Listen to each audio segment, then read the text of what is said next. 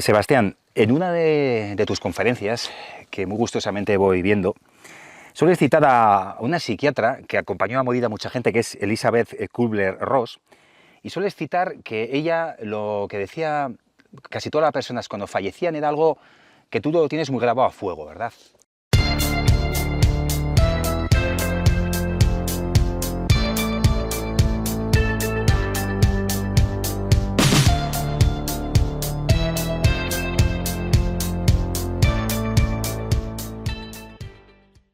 Sí. Decía, era una persona que había estado muchos años con enfermos terminales y decía esta persona, esta chica, esta mujer, que todos los que están a punto de morir tienen en común una cosa, que es de lo que se arrepienten. Y de lo que se arrepienten es de lo que no se atrevieron a hacer. Eso es. Cuando tú haces o intentas hacer realidad un sueño y fracasas, sin lugar a dudas, muchas veces es destructor, ¿no? Pero no te puedes culpar de nada. Tú lo intentaste, metiste tus ganas, tus cualidades, tu fortaleza y no pudiste. No podemos conseguir todo en la vida. Pero lo que ocurre es que podemos hacer mucho más de lo que llegamos a imaginar. Sí. Y entonces, lo que se arrepiente la gente es de aquello que no se atrevió. Claro. Aquel ser que querían y no se atrevieron a decirle te quiero. Eso es. O no se atrevieron a darle ese beso en ese momento que tuvisteis. Claro. Y fuiste un cobarde. O no te atreviste a decirle a tu jefe, ¿sabes lo que te digo? Hasta aquí hemos llegado y me largo y me busco otro sitio, que Claro. podía haber sido tu salvación. Eso es. O simplemente no te atreviste y terminaste una relación que terminó como el Rosario o la Aurora, por no decir, oye, no estoy cómodo y me voy a ir. Claro. Y yo he tenido muchos defectos, pero ese no. Así que, como sugerencia, porque ya no doy consejos, cuando tengas a alguien delante que le quieres, díselo. Sí. Cuando tengas a una persona que quieres, un amigo, o tu mujer, o tu hijo, abrázalos, porque no sabes si esa va a ser la última vez que los vas a ver.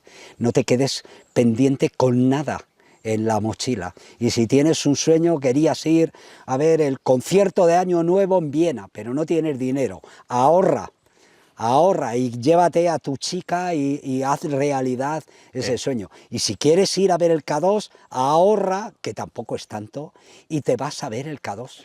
Que no se te haga tarde, que hay un tiempo para cada sueño. Claro. Y un día te despertarás y dirás, ya no tengo tiempo para ir al K2 ni para ir a ver el concierto de Año Nuevo. Precioso, Sebastián. Bueno, la verdad que no se queda casi, no sé, deslumbrado escucharte, ¿no? Porque en ti estoy escuchando pues, a esos románticos del siglo XIX y XX que hablábamos, pero de una persona que está todavía activo y que sigue funcionando, ¿no? Entonces, para mí eres un ejemplo. Te comentaba antes que incluso los últimos estudios de epigenética, neurociencia, de las nuevas, los avances en ciencia, demuestran que una persona motivada incluso ralentiza su envejecimiento. Yo veo en ti una persona que todavía tiene una misión y que tú le estás diciendo a tus células todos los días que tienes sueños. Y me parece que eres un ejemplo para las personas, sobre todo jóvenes, que a veces están perdidas. ¿Qué les dirías a ellos y a ellas? Que se atrevan a vivir su vida.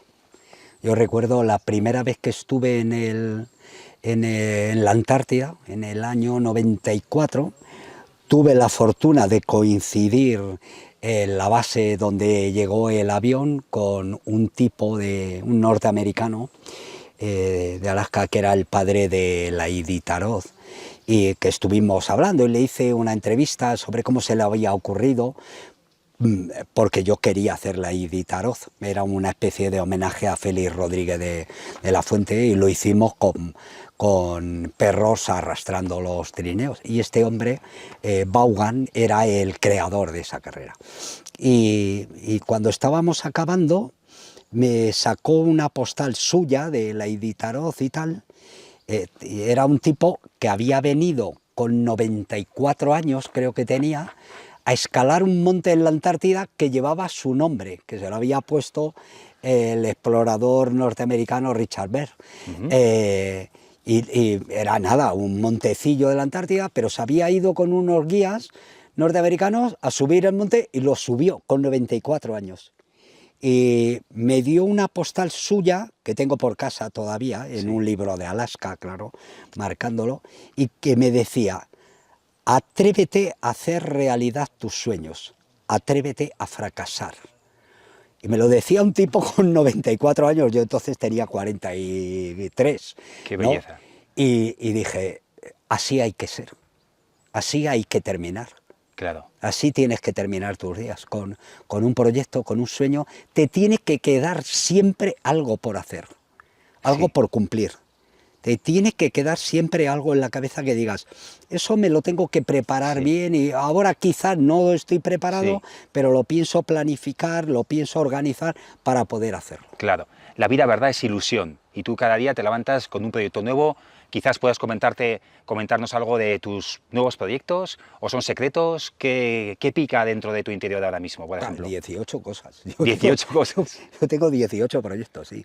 Tengo uno muy bonito que se llama En los límites de la Tierra, en las últimas fronteras de la Tierra, que es un proyecto que ya he estado filmando en Patagonia y en la Antártida, pero que me gustaría terminar rodando también en Pakistán, también en Tierra de Fuego. Es decir, es un proyecto que está ligado a la aventura, pero así, a la aventura como la hablamos nosotros, en el que hay historia y hay filosofía y hay valores y hay un montón de historias dentro de la propia historia, ¿no? Sí. De gente que siempre hay gente que son mejores que nosotros y que nos precedieron, y que lo que hay que hacer es estudiarles y aprender de esa gente. Y uno tiene proyectos que hay que vivir con pasión y con ilusión, desde luego, y tienes que ser valiente. Pero claro, todo esto, dicho hoy en día por las redes, lo que hay que entender es que eso no es banalidad. Sí. Tú vas a escalar, tú quieres hacer realidad la escalada del K2, no con esta tontuna de torpes egocéntricos queriendo subir agarrados a una cuerda. Tú ve y te preparas, y cuando estés de verdad preparado vas a ir a hacer el K2 sin botellas de oxígeno, con un grupo de amigos, y tienes que estar tú a la altura de la montaña. Claro. No la tienes que llenar de cuerdas fijas, de serpas, de botellas de oxígeno, no. Claro. Y si no estás preparado, vuélvete a casa, que es lo importante. Y si te ves en condiciones dentro de 2 años, vuelves. Hay que hacerlo así. Tienes que ser valiente, pero no tienes que ser un temerario suicida. Tienes que tener ilusión, pero no tienes que ser un imprudente. Tienes que soñar, pero tienes que planificar, y tienes que ser un estudioso. Es decir, todo eso tiene que estar condensado. Eso es. No quedaros con estas cosas de los coaching de andar por casa, ¿no? De si tú quieres, puedes. Pues no. Tú puedes querer muchas cosas y no las vas a conseguir. Claro. Por eso es tan importante que aprendas a convivir con la incertidumbre y con la adversidad. Eso es. Muchas veces la vida no se da como pensamos, y entonces aprende. Muchas veces los errores que cometes van a ser tu mejor camino para no volver a cometerlos. Hermosísimo. Eduardo Martínez Pisón, ¿qué significa este buen amigo tuyo, este poeta de la montaña? ¿Qué te transmite? ¿Qué te enseña? Porque tú eres una persona que realmente nos enseñas mucho a los demás, pero creo que de Eduardo también tú recibes muchas cosas. Bueno, Eduardo Martínez de Pisón es sobre todo uno de mis mejores amigos, ¿no? Pero es el maestro de todos. Eduardo es uno de los últimos sabios humanistas de un país que ha dejado de tenerlos, porque los que se llevan ahora se llaman influencers, ¿no? Bueno, Eduardo es el gran influencer de nosotros, y eso viene del magisterio, magíster, el maestro. Eduardo es el que ha cambiado y ha revolucionado la visión del paisaje en nuestro país, el que nos ha hablado primero de la conservación, de la importancia de la conservación de los parques nacionales, de las montañas, el impulsor del Parque Nacional de Guadarrama, el primero que se opuso en tiempos de la dictadura a que se urbanizara Gredos, el primero que se ha puesto en contra aquí en el Pirineo de urbanizar y llenar de cables la Canal Roya. Es un ejemplo de honestidad, es un ejemplo de sabiduría y al mismo tiempo es un sabio compasivo, de saber dónde tienes que estar, de entender la vida como humanista, de darte a los demás. Bueno, todo eso es maestro y para mí es un amigo del que aprendo todos los días. ¡Jo, qué maravilla! Yo creo que en este momento me había escrito por aquí, tú tienes muchas frases de muchos poetas, te las has memorizado, yo no soy tan inteligente en ese sentido, pero quiero leer algo que dijo Nansen, porque viene al hilo de esto. Y después de este momento me gustaría que tú, de forma libre, me comentes algo de lo que palpite dentro de ti, algo que se haya quedado en el tintero, que lo comentes y si quieres cerramos este momento mágico con la idea de que ojalá algún día vuelva a verte delante de una cámara. Porque me parece que eres un patrimonio cultural de la UNESCO vivo y que, sí, y que yo por mi parte, dentro de este canal, quiero darte difusión porque tienes los valores que yo promulgo dentro de mi interior y a través del canal. Nansen dijo, y lo voy a leer, todos tenemos una tierra más allá que buscar en nuestra vida. ¿Te lo sabes? ¿Quieres decirlo tú? No, no. ¿Y vale. qué sentido tendría la vida sin los sueños? Eso es, algo así, exactamente. Entonces, creo que en esta vida hemos venido a aprender, ¿verdad? Hemos venido a progresar, a mejorar, a dejar el mundo mejor de lo encontrado y en ti encuentro todas esas virtudes de una persona. ¿Cómo te gustaría culminar este día maravilloso de forma libre con algo que tú quieras decir, que sientas en tu corazón y te apetezca liberar? Pues mira, después de todo el día caminando por ahí y hablando de los poetas románticos y de los exploradores románticos, aunque un día deberíamos de hablar desde luego de los exploradores, descubridores y conquistadores de América, deberíamos de hablar de ese Juan Sebastián Elcano, Lo haremos. de Ladrillero, de Cortés, de Ojea, de un montón de gente desconocidos y que sin embargo ayudaron a cambiar la concepción del mundo que tenemos. Pero como hemos estado hablando de exploradores románticos, probablemente el poeta romántico más importante y el que capta para lo bueno y lo malo, pero yo no voy a hablar de batallas, de todos los exploradores románticos británicos es Alfred Tennyson, Lord Tennyson. Y Lord Tennyson tiene, ya cuando es mayor, tiene uno de sus poemas de madurez. Yo creo que las grandes aventuras, los grandes músicos, los grandes amores son de madurez. Cuando nos enamoramos de 15 años es la sangre la que nos empujan. Cuando nos enamoramos a los 50 años es el corazón y la cabeza la que le dan sentido a tu vida.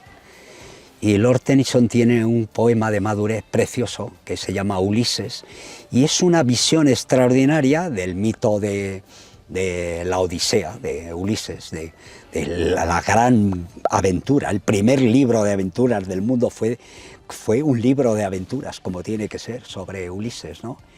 Y entonces Tennyson se pone en la piel, en la carne y en la piel de ese Ulises ya maduro que llega a Ítaca, y cuando lleva unos años se da cuenta que no sirve para estar estacionado y hacer la rutina. Y lo que piensa es, bueno, le dejo a mi hijo Telémaco el reino con su mujer Penélope, que siga tejiendo y sabrá aconsejar a mi hijo, y yo me voy con mis amigos de aventura. Y entonces el poema, que es muy largo, pero que os aconsejo a todos vosotros que leáis, dice más o menos un resumen, un buen resumen diría: venid, amigos míos, venid, pues siempre hay un momento para descubrir un mundo nuevo. Pues aunque ya no tengamos la fuerza que antaño removió cielos y tierra, seguimos siendo lo que somos, un heroico ardor de corazones menguado por el tiempo y el destino, pero resueltos a luchar, buscar, encontrar y no rendirse jamás. No rendiros jamás, amigos.